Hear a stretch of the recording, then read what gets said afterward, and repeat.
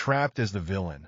All I wanted was to survive, but the beauties who belong to the protagonist keep circling around me. Are they trying to speed up my death? I have no choice but to compete with the protagonist and defy the heavens to change my destiny. The room fell into a stunned silence. What was happening? After 3 years of Alex Carter, like a persistent leech, clinging to autumn frost, using every trick in the book to keep other men at bay, all in his quest to win her over, the tables had turned. Autumn, who had been vehemently against the engagement, now seemed to accept it, while Alex, who had been pushing for it, was backing out. Had Alex lost his mind? He turned to look at Autumn in shock, thinking, "What are you doing? Agreeing to the engagement? Are you crazy? You're supposed to be the love interest of Dragon Supreme. You're meant to be fawning over him, not getting engaged to me.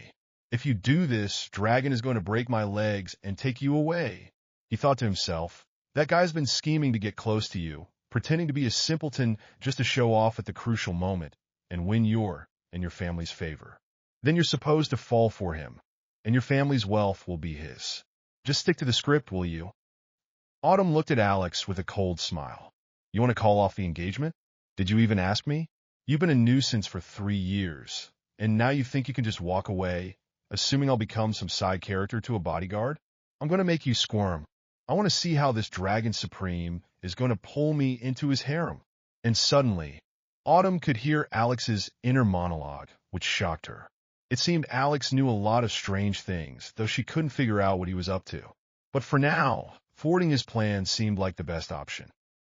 The elders of both families began to chat excitedly, discussing the wedding plans and future life, even arguing over who would take care of the grandchildren. Alex pulled Autumn aside, urgently saying, "Autumn, are you feeling all right today?" Autumn snorted, "I think you're the one who's not feeling normal." Alex tried to calm down. All right, no arguments. But about this engagement, we can't go through with it. We really need to change it." Autumn felt victorious.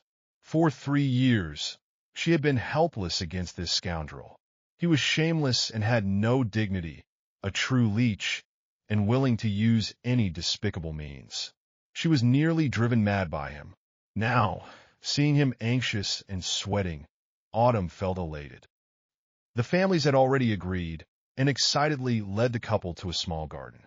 Alex was dazed throughout, thinking, "This is a disaster.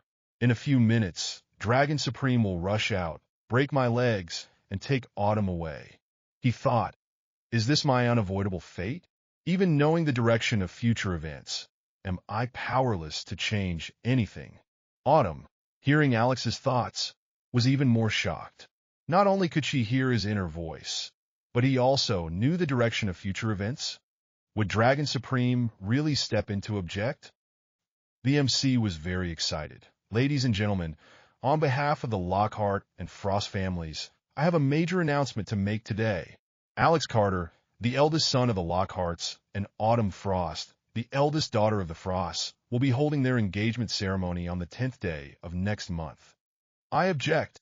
A security guard from the crowd stepped forward, none other than the true male lead of the story, Dragon Supreme. The MC glanced at him. "Someone remove this lowly security guard." Alex saw Dragon and felt his legs turn to jelly, taking a step back. Autumn looked at Alex, shocked. He had predicted it correctly. Dragon Supreme approached the MC, who tried to push him away but was thrown off the stage by Dragon. Autumn glared. "Dragon Supreme, what are you doing?" Dragon Supreme grabbed Autumn by the shoulders. "Autumn, don't worry. I will never allow anyone to force you. Your destiny should be in your own hands."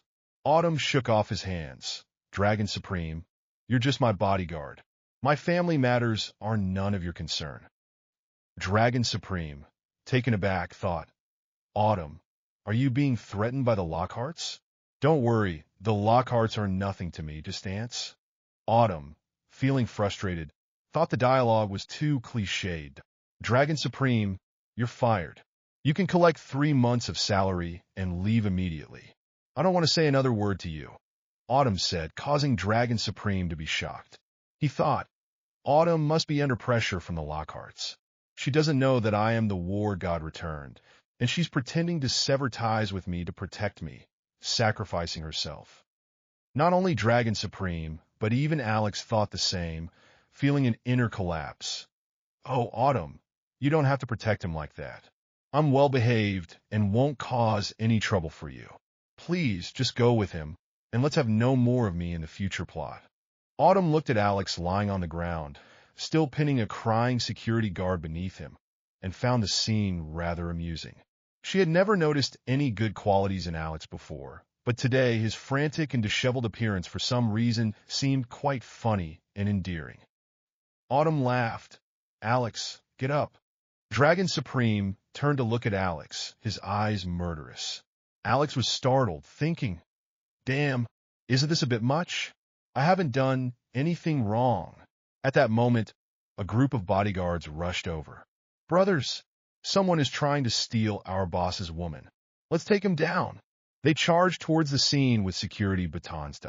Alex was shocked. They're the war god. You guys are just cannon fodder. Don't mess this up for me. After beating you, he'll break my legs. I can't afford to have my chivalrous and tender legs injured. Alex thought, heaven and earth, is this scenario really that difficult to clear?